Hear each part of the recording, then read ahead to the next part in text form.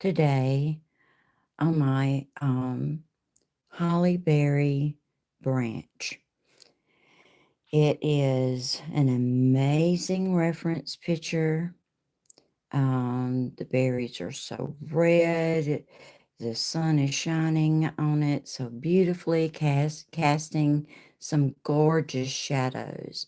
This particular leaf right here is what I'm working on right now. I cannot wait to get to the red berries to paint them. Oh my goodness, it's going to be beautiful. I'm concentrating on this particular um, branch and leaf, and I'm trying to achieve as realistic a look as I possibly can get. So, here we go.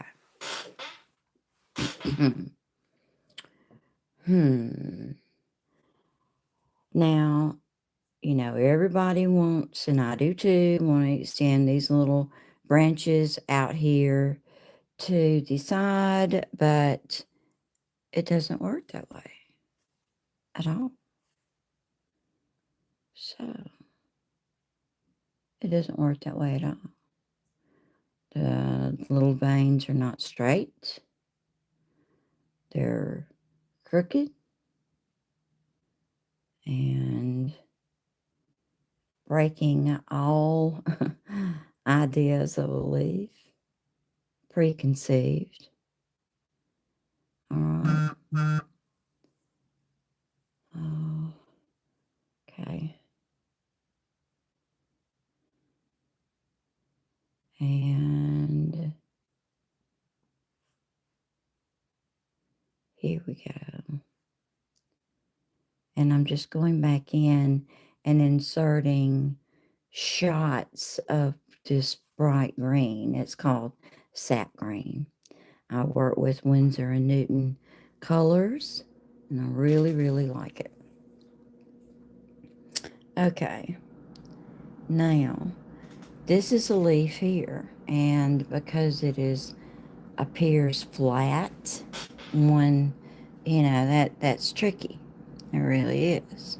So, what I do is I'm going back in. There's a leaf behind it, and we're going to paint this really a bright green. The sun is just making it pop, and I love that.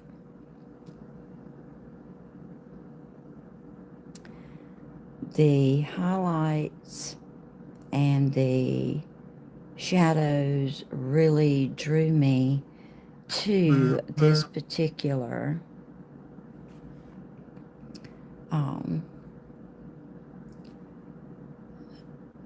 photograph. I reference material I get from Pixabay free images.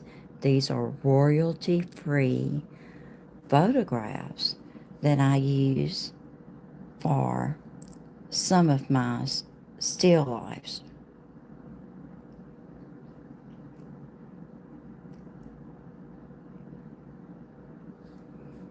Okay, for the shadow, I'm going to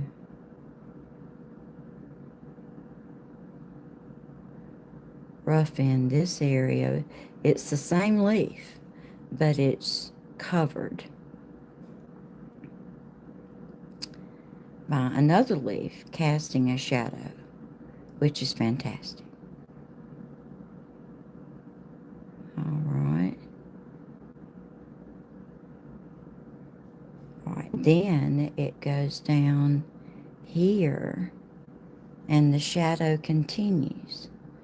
I don't put a lot of water. My brush is not dripping with water. It has just enough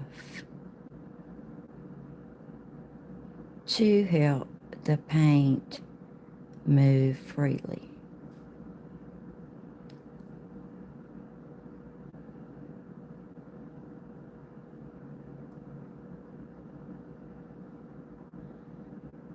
There we go. And right here, we're going up like so and back down.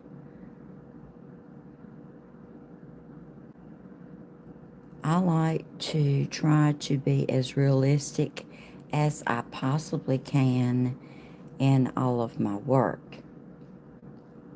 That's just me. I've always done that. It is my thing. Okay, so here, and this is not like one layer. You have to keep adding more layers to it. There are several layers here. Let me see if I can get you down close enough so you can see. I don't want that shadow to be in the way, but you can see several layers, and that is the translucency, the beauty of watercolor. And when you step back or step into the room and you look at it and it's not right up in your face, it looks real. And that's what I'm after. All right, so I've managed to lose my little scrap piece of paper again. All right, whenever you do watercolor, you need a scrap piece of paper so you can test how much color have I got on here. Is it too dark? Is it too light? So that's what we do. All right, this is dark here. It is not light. And so I'm going to have to push it back. I'm using a number 4 round. What is this? This is a Velvet Touch by Princeton. They hold a good bit of water, and I really like them. Really do. There's my little cup of water. Whenever I go to get water, I just barely put a little bit of water. I just barely tip it in there. All right.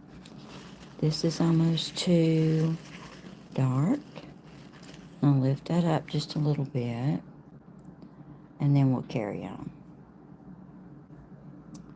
Okay.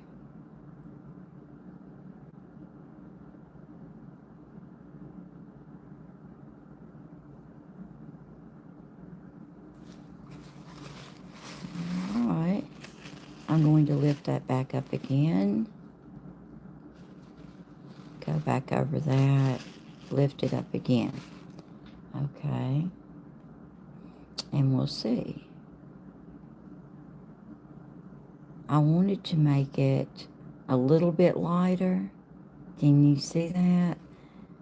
Because the sun is gleaming on it just a teeny bit. I'm going to back this up. This is a leaf on the other side. This is the sun shining through. The sun is peeking through right here. And this gives you a glimpse on what's going on the other side. It's pretty neat, I think. All right. Now, we're going to put a teeny bit of, that's too green. I wanted a bright yellow there. All right, come on. Come on. Bright. Bright, bright, bright. There we go. And that's still not bright. Shoot. All right. All right, I'm going to go and I'm going to lift that up.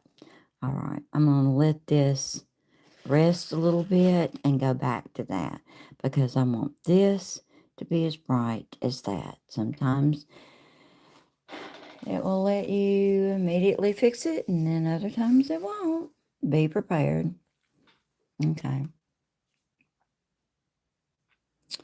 Okay. Here we go with the yellow. And this is the edge of the flat leaf that I was originally working on. And down here it's dark, but we have to do this because we're following the actual shape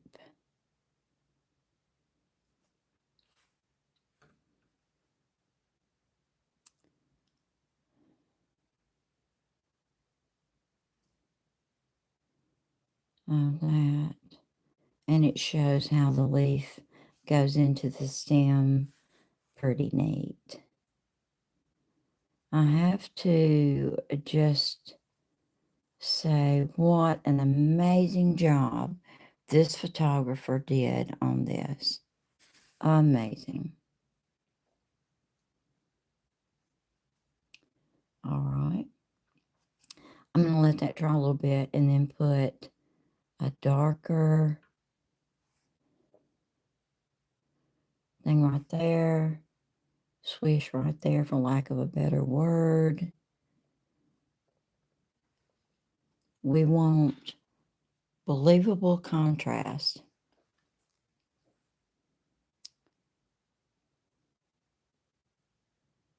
Between leaves.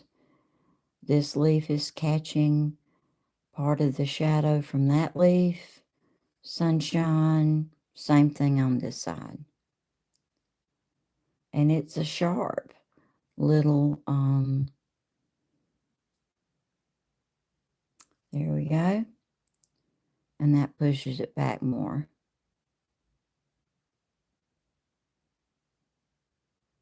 I'm making all these colors from 3 greens. They are by Daniel Smith. They are sap green, perylene green, and undersea green. It's amazing how you can get all these colors, variations from 3 different colors. I love it.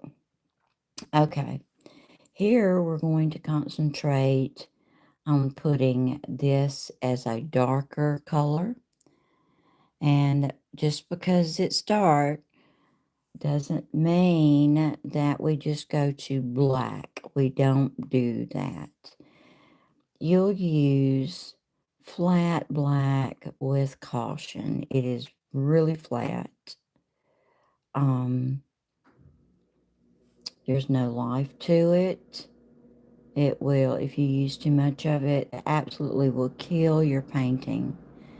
So if you want to create a neutral, try to go with a red and green combination to make a black, blue and orange, or purple and orange, this kind of thing.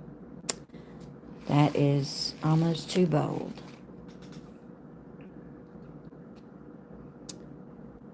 Okay. So just because it is dark, don't say, oh good, I can just do that in black.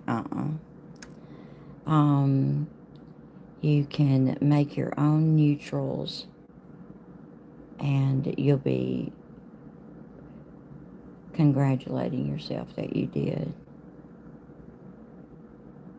Because this is watercolor, it's not a coloring book. And we don't treat it as such. Alright. I'm using burnt sienna here. I'm going to try to get a deeper brown. I'm mixing it with a dark green can certainly get a deeper color, which I did. And there we go. There is a little leaf, little part of the leaf that goes up in here. So, all right, y'all. It's been 15 minutes. I'm going to move on. And look, hope you like this. Please share it with others. Have a good day.